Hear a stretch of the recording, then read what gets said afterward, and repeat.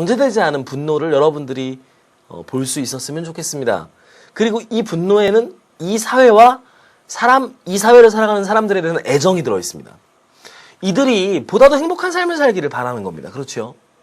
때문에 이 분노는 정당합니다. 그저 화내고 있는 것이 아니고 그저 결핍에 대해서 한탄하고 있는 것이 아닙니다. 이것은 우리에게 더 나은 삶의 길이, 여기에 살아가는, 이 사회를 살아가는 모든 사람들이 더 행복할 수 있는 길이 무엇인가를 고민하는 사람의 글이기 때문입니다. 바로 여러분들이 어떤 입장에서 우리 사회의 결핍을 바라볼 것인가 하는 것은 그래서 중요합니다. 현실에 많은 문제들이 있습니다. 일상을 지나치는 문제들도 있을 것이고, 그 안에서 때로는 그저 지나치는 것 안에서도 결핍을 발견하는 시선이 있을 수도 있습니다. 그런 부분에서 다음 글은 여러분들에게 굉장히 중요한 포인트가 될 것 같습니다. 아주 재미있는 글이기도 하고요. 여러분들에게 어떤 의미와 주장들로 다가갈 수 있을지 한번 읽어보도록 하지요. 지난번에 우리 한번 같이 읽었던 김훈 선생의 글입니다. 대학 졸업식 풍경인데요. 꽃을 두리운 사강모의 대학 총장들이 빈 의자 앞에 서 있다. 상상해 보십시오. 지금 묘사가 쭉 이어집니다. 이 글은 묘사가 굉장히 많습니다. 여러분들 흔히 이제 논술은 논리적인 글이다 보니까 뭐 묘사라든지 서사라든지 이런 이제 기법들을 사용하기는 수사법들을 사용하는 건 쉬운 일은 아닙니다. 하지만 현실에 있는 모습을 묘사하고 보여주는 것만으로도 사람들에게 무언가 느끼게 할 수 있습니다. 글은 그렇습니다. 왜냐하면 우리의 눈에 포착되는 것은 우리가 무엇에 주목하는가를 포함하고 있기 때문입니다. 길거리의 수많은 사람들의 모습에서 우리의 눈에 들어오는 것들은 우리가 그것에 관심을 가지고 있기 때문일 겁니다. 그렇지요? 관심을 갖고 있는 것들이 보입니다. 때문에 모든 내가 본 사실들만은 나열하더라도 내가 무엇에 관심을 가지고 있는지, 그리고 내가 어떤 세계관을 가지고 있는지가 드러날 수 있습니다. 이것은 글쓰기에서 대단히 중요한 것입니다. 즉 여러분들이 사실을 쓴다 하더라도 사실을 선택하고 조합하는 과정에서 자신의 의사를 드러낼 수 있습니다. 그렇지요? 이것은 글 쓰는 사람의 의도를 담는 또 하나의 방법입니다. 한번 그런 것들을 생각하면서 글을 마저 읽어보도록 하지요. 빈 의자 앞에 서 있다네요. 대학 총장들이요. 졸업식이 열리는 대강당이나 체육관은 벌판처럼 넓다. 그 넓은 강당 안에는 단과대학별 말뚝이 꽂혀있고 말뚝 뒤쪽 자리는 횡하니 비어서 인기척이 없다. 어떤 단과대학은 단 한 명의 졸업생도 오지 않았다. 단상 위에는 기라성 같은 석학들이 장중한 예복 차림으로 도열해 있다. 예복은 나무랄 데가 없다. 예복으로 말하자면 학문과 인격의 권위가 중세적 오로라를 거느리고 있다. 참 기가 막힌 묘사지요. 이 찬란한 광배는 원래 이제 성인 뒤에 있는 이렇게 동그란 그 빛을 얘기하는 건데요. 광배를 임석시킨 자리에서 사강모의 총장은 말뚝과 빈 의자를 향해 학위를 수여하고 말씀을 내린다. 말뚝과 빈 의자를 향하여 총장은 이 무너져버린 시대의 살림살이를 총체적으로 재건해야 할 젊은이들의 역사적 사명을 역설하고 경세치용과 모선창신과 극난척도의 길을 삶의 숭고한 지표로서 제시한다. 졸업식에 학생들이 오지 않는 겁니다. 그렇죠?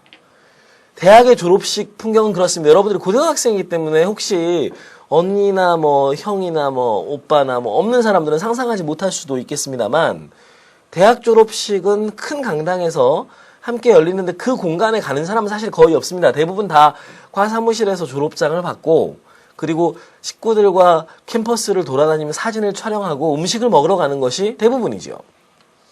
그 모습을 얘기하는 겁니다. 그리고 그 졸업식장에는 빈 의자와 말뚝만 있고 거기에 학위를 수여하는 총장들이 있습니다. 석학들이 있습니다. 보지요.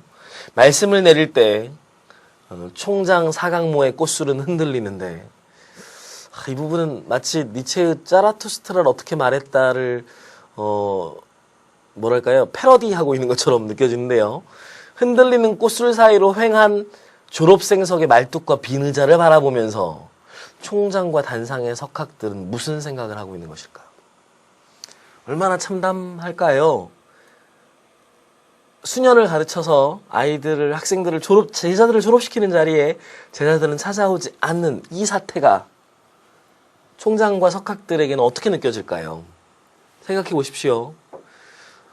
최고학부의 학위를 수여하는 자리에 학위를 받는 자들이 나타나지 않는 이 사태는 이대로 괜찮다고 생각하는지, 삶의 형식과 질서는 점차 소멸되어 가는 것이 마땅하고 이 사태는 통제 불능이며 불가항력이라고 생각하는지, 아니면 그저 이 민망하고도 난감한 자리가 어서 빨리 끝나기를 바라고 있는 것인지.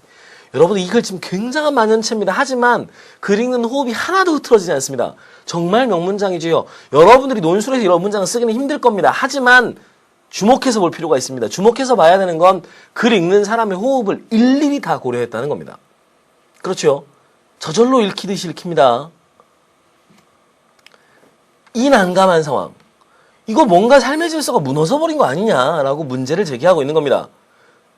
우리 형식과 기율과 우리의 법도라고 하는 것들은 어디로 갔느냐.